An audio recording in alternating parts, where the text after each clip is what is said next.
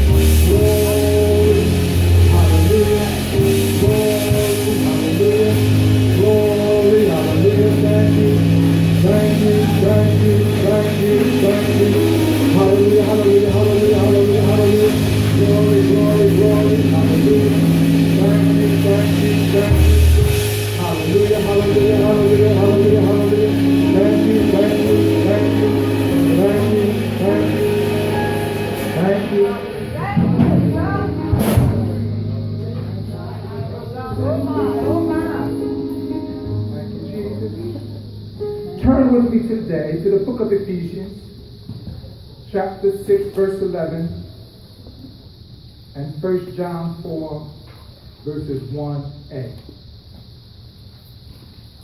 That's Ephesians chapter 6, verses 11, and 1 John 4, 1a.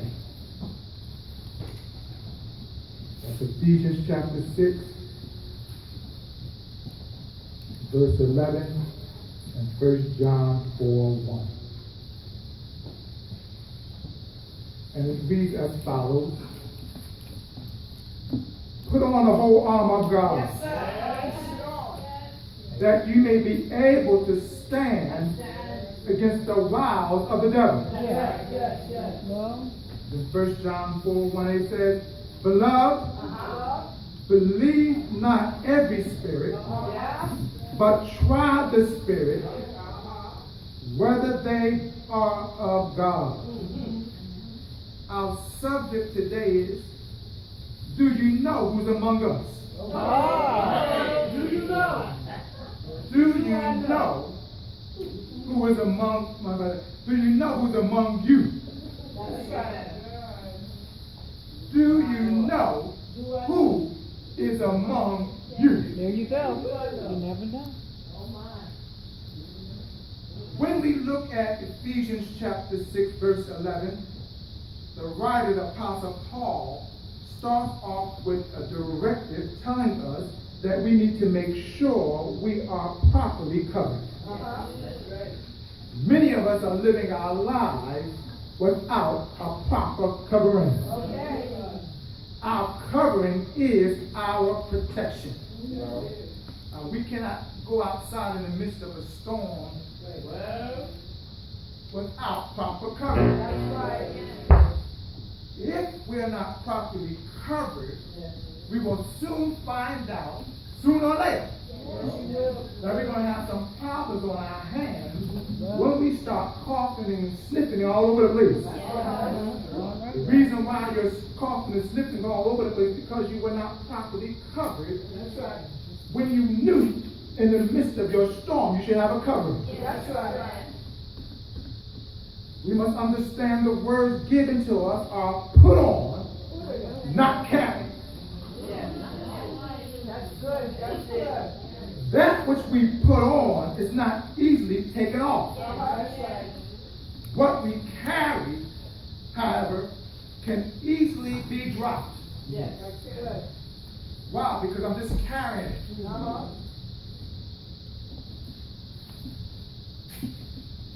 We are told what type of covering we need to have on. Yes. This ensures that what we put on will do the job versus putting on something that will not. It's like putting something in a paper bag versus plastic bag. And it's raining out. Yes, sir. That which you put in a paper bag will soon find itself on the floor. But that which you put in a plastic bag will still be in the plastic bag. Why? Because the covering you put on or put the values in was in a covering that was able to withstand the weather. See that?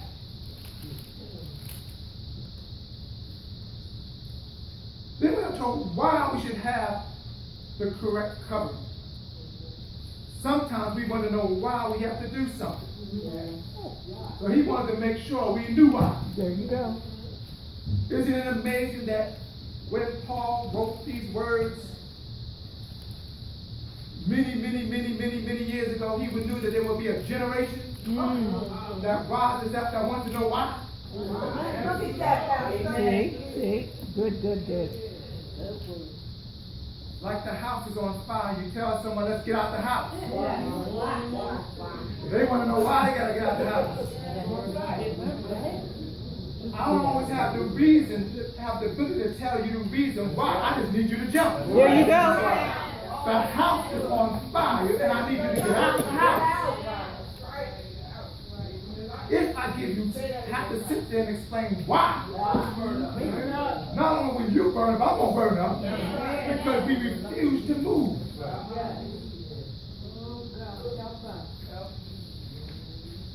The answer to why is this: to be able to take the hits or attacks of the enemy and still be able to talk about it. Without the proper covering, there is no bragging.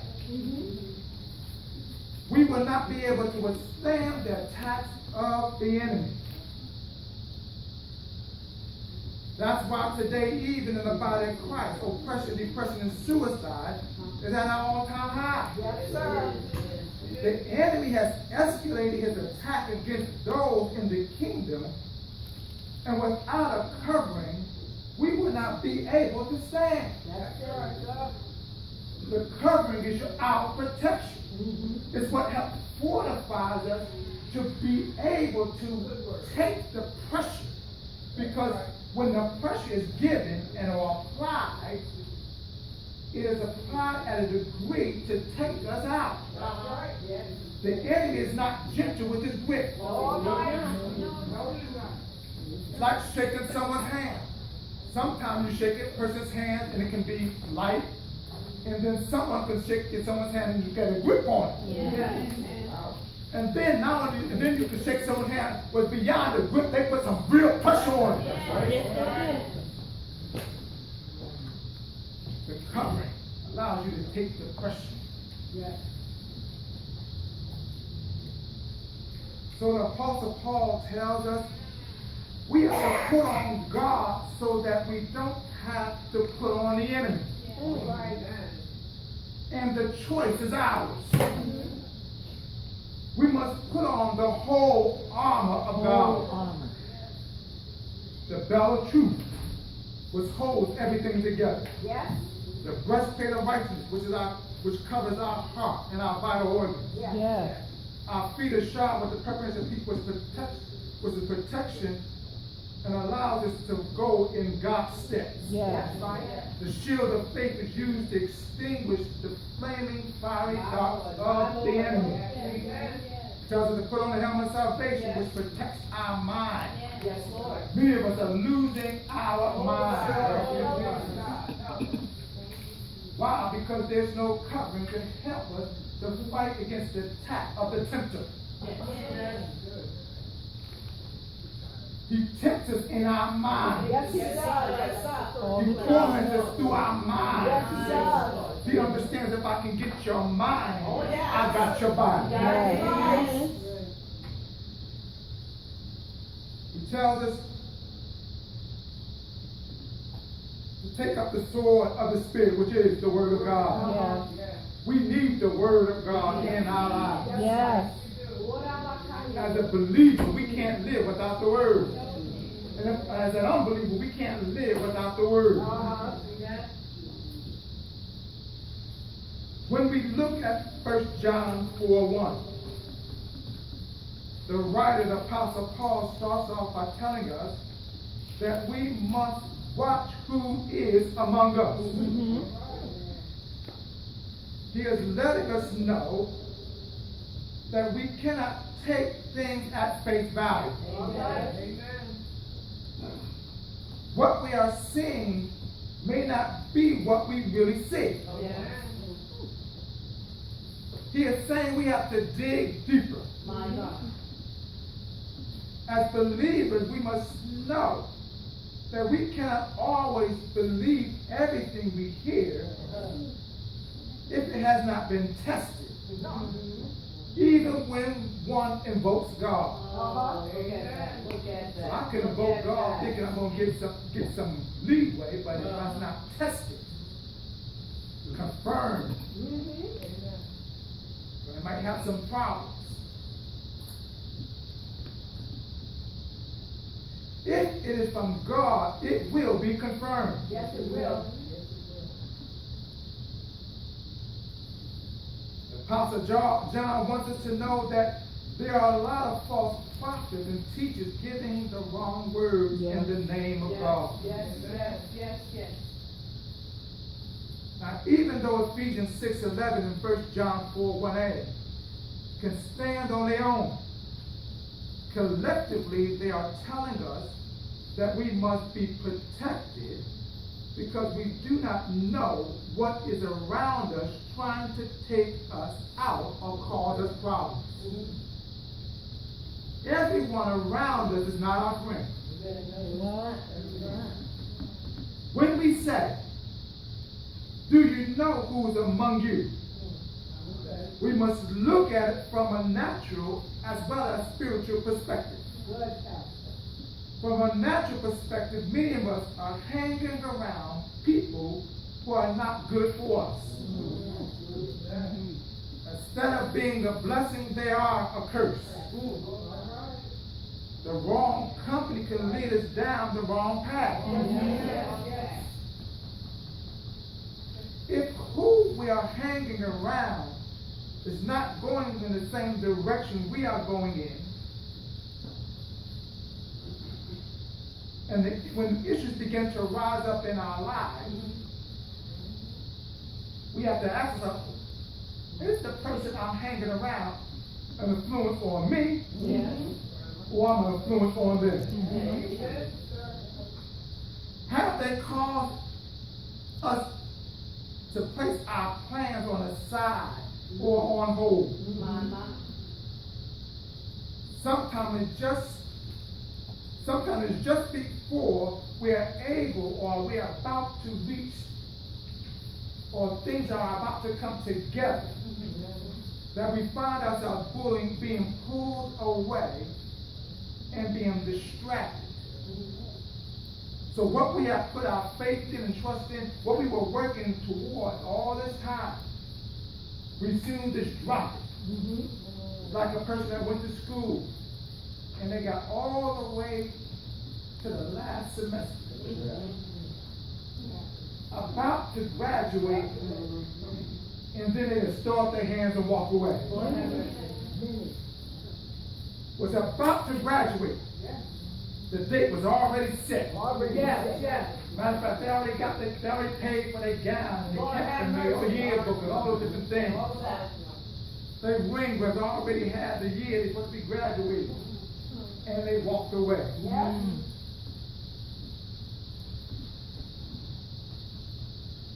On yesterday, we said we wanted to do this and that.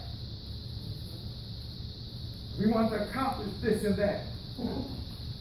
But on today, we seem to have forgotten about this and that.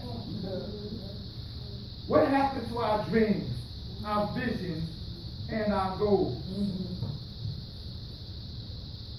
Also, from a natural perspective,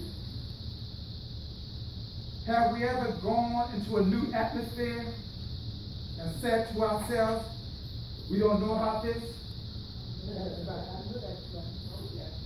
What are we saying?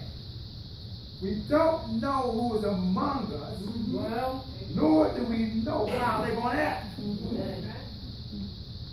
We don't know if they're going to be friendly, or mean, or both. From a spiritual perspective, many of us are hanging around people who are carrying spirits that are warring in the spirit realm against the Holy Ghost within us. Amen.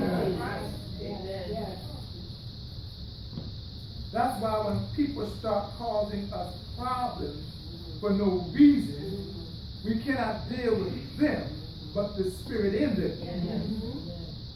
The spirit in them is causing them to act the way they are acting towards us. So when you start acting up at me and you start saying the wrong thing to me, and you start, and I'm wondering what's going on. I can't really take it personal. Amen. Because it's not you. Yes. But there's something in you. There's something around you that's causing you to act a certain way. It's the spirit. Yes. Ephesians 6:12 says, for we wrestle not against flesh and blood, but against principalities, against powers, against the rulers of darkness, of this world, against spiritual wickedness in high places. We are looking at the man who is causing us trouble, but God says, stop looking at the man and look at the spirit in the man. It's the spirit that is acting up, not the man. What spirit is trying to control our atmosphere? Is it the spirit of bitterness, rebellion, strife, control, retaliation, jealousy, depression, heaviness, worry, doubt, fear, pride, cursing, and etc.? So when these spirits arise in your atmosphere, you have to ask yourself the question, do you know who's among you? Do you know what spirit is in operation? Yes. Do you know what spirit is trying to control that atmosphere?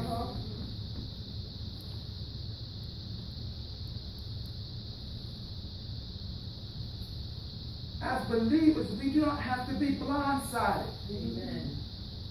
When we lose our desire to spend time with God, when we lose our desire to fight back against the enemy's attacks, when we do not want to pray, when we appear to feel overwhelmed and helpless more and more, when old habits and lifestyles start to resurface, when we have to pull away from those who have been supporting us, we have to examine and ask ourselves, do we know who's among us?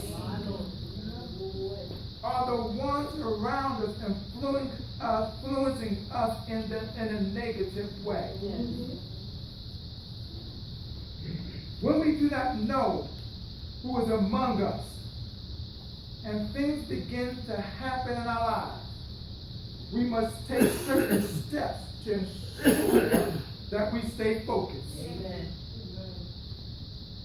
We must set up boundaries. When we become too lax, stop pushing things to the aside, find ourselves losing interest on that which has been important to us. The boundaries represent the alarm that says, get back on track. So if any of those things happen, your alarm says, get back on track.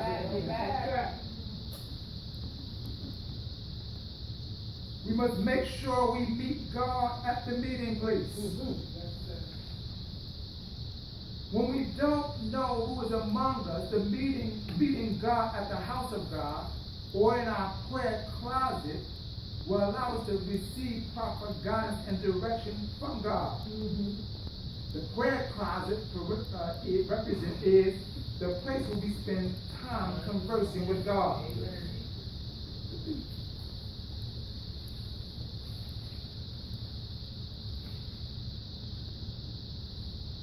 Another step we can take is anointing our territory. Amen.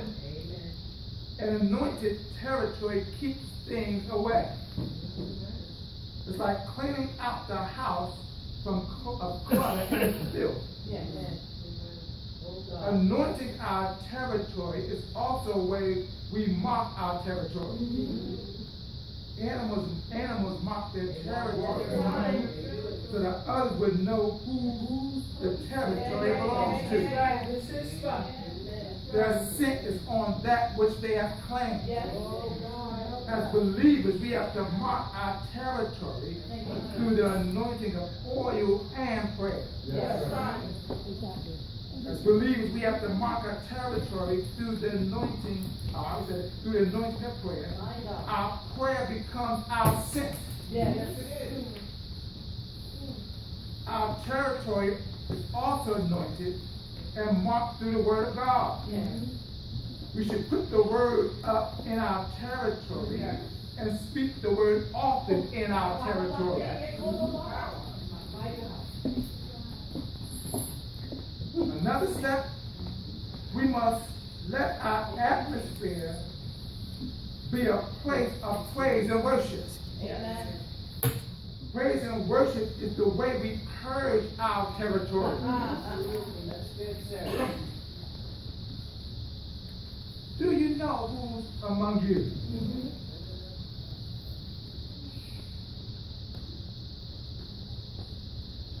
This story was birthed out of something that happened many months ago. Recently, I had a guest sleeping over my house. Even though when I bought the house, I had a room in my house for a guest. It wasn't always used as a guest room. Matter of fact, I haven't had a guest sleep over in my house for about 10 years. One day,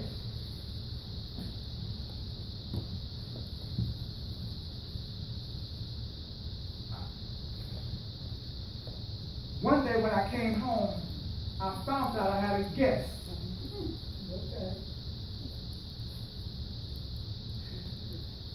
There were signs letting me know that there was a guest in my house.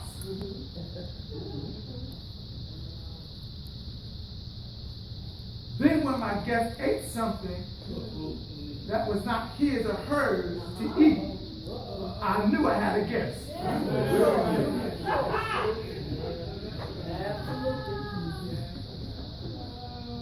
So at the end of the weekend, I went and bought some food for my guests.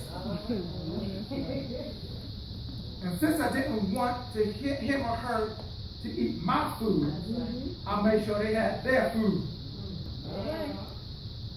Because I didn't want them to starve. You can't have guests and have them starve. I ain't mad with you. Now my guest did not appear to like what I had prepared. So I went to the store and I bought some mats for them to sleep on.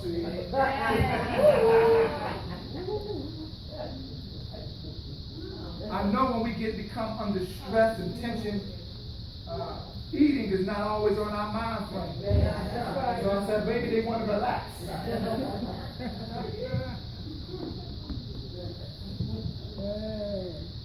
And next to their mat, I put some food. So that just in case they want to eat, while they resting, they can eat. They can eat and just rest. They're mad. I want to make sure they were well covered.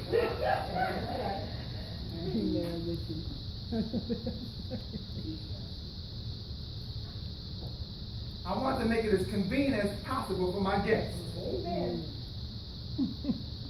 But I noticed my guests were still not eating or relaxing in the few mats I had prepared for them. It's one thing, you know, it's a saying when you fix up your house for guests, they don't, it's like, don't appreciate after all that hard work. That's right. Reminds me of my children, sometimes I would cook dinner and they wouldn't eat the dinner. And I say to myself, if you wasn't going to eat, I wouldn't have made dinner for you. Don't worry about that no more.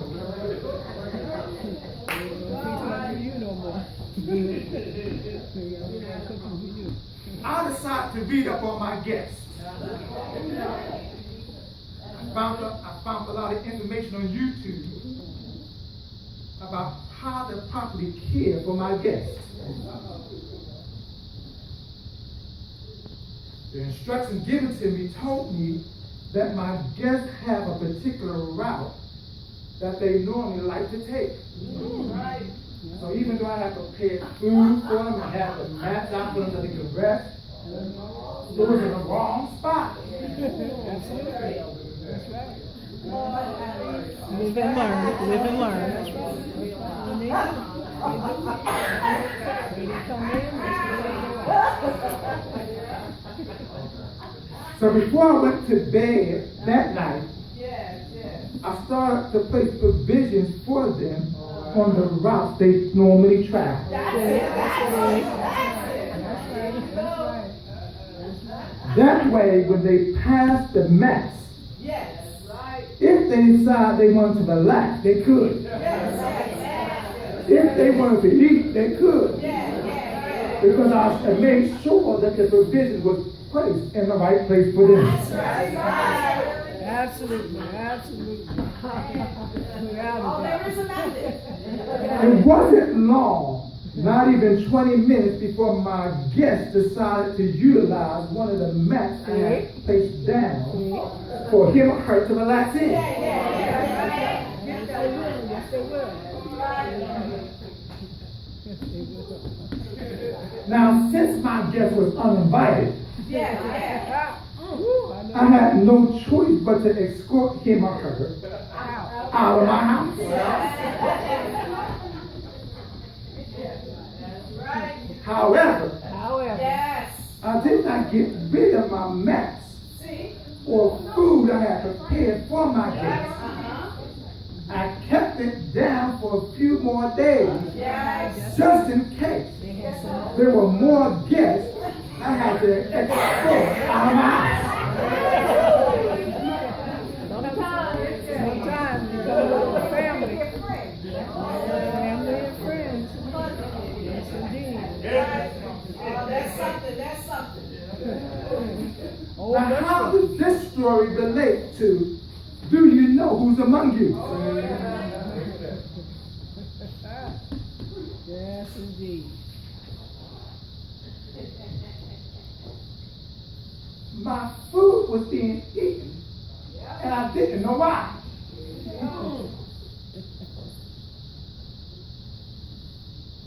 Which brought me to the question, do you know who's among you? Because when something's going on, you have to find out who the culprit is. Without a doubt. Who is it that's causing all this trouble around here? That's right. I had peace, but now there is no peace. Yes. There's a disturbance going on. That's it.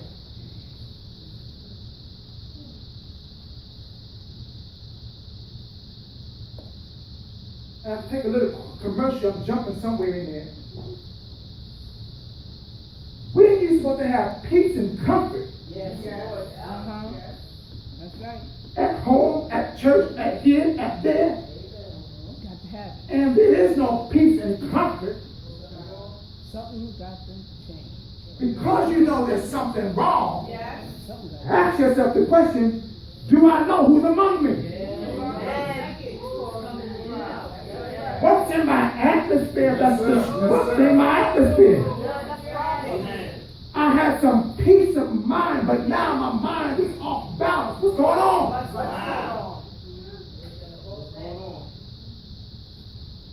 Back to my story.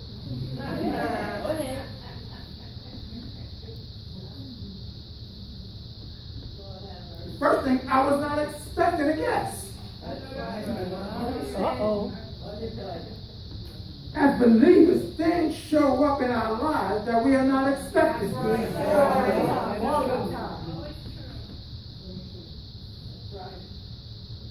Two, I have not had a guest in over 10 years. Just because we may not have had to deal with the situation in a long time does not mean we are not going to have to deal with it later on.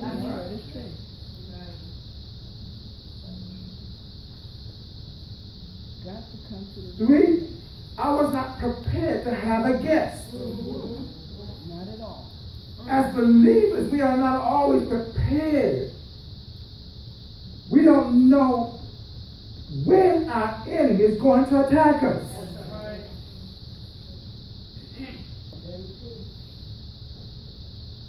We have to read up on our enemy. If we are not prepared how to if we are not prepared how to, we don't know how we're going to beat our enemy. Or we don't know how to fight against the attacks of our enemy.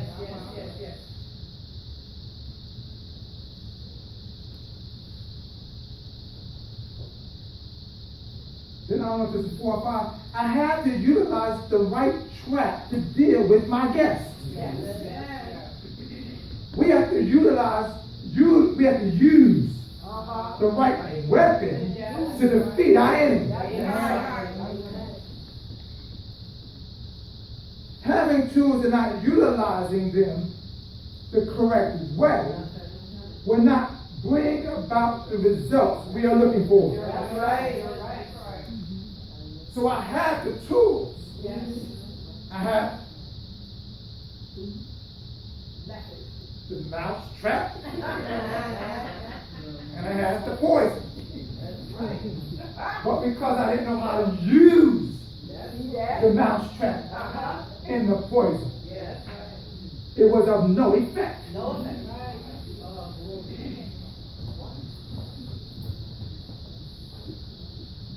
Do you know how to handle those around you? Yes, sir. Do you know what tools that should be used? I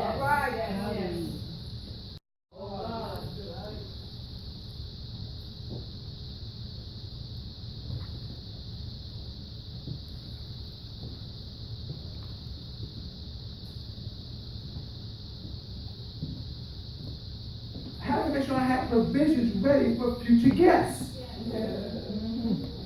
We cannot let our guards down just because we defeated our enemies. Defeated enemies do come back. And we have to watch for the signs. Be not ignorant of the enemy's devices. He's coming back.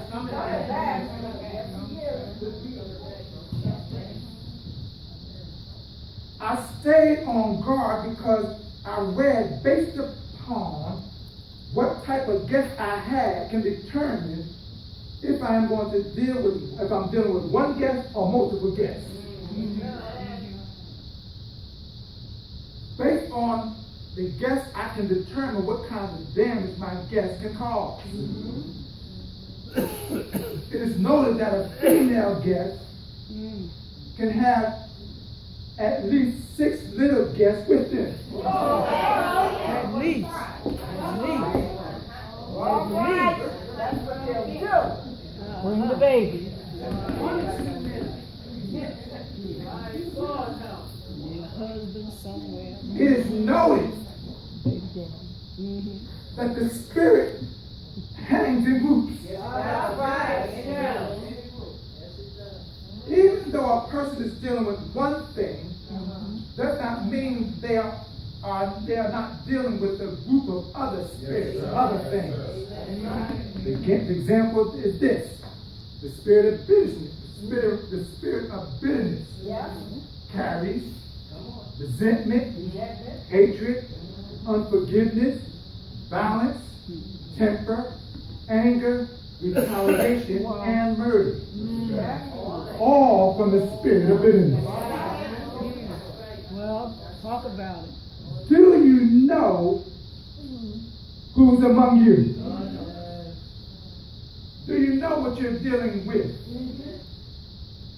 And if you don't know what you're dealing with, study it out. Find out who is among you. But God then flipped it on me. He said, do you know who is among you?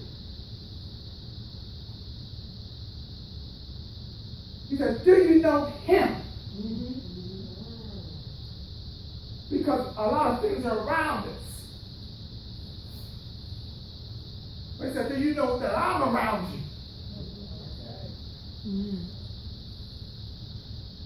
Have you taken up the time to know how awesome I am?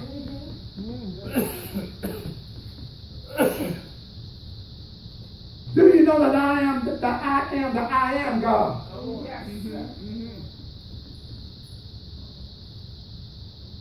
And if we're not spending time with God, how will we know Him?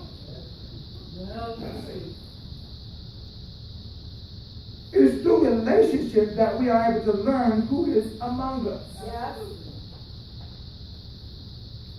We know that God is our rock, our fortress, our deliverer, our healer, our shepherd, our answer, our savior. We know that He will be there in our darkest hour when we spend time knowing Him. Do you know who's among you?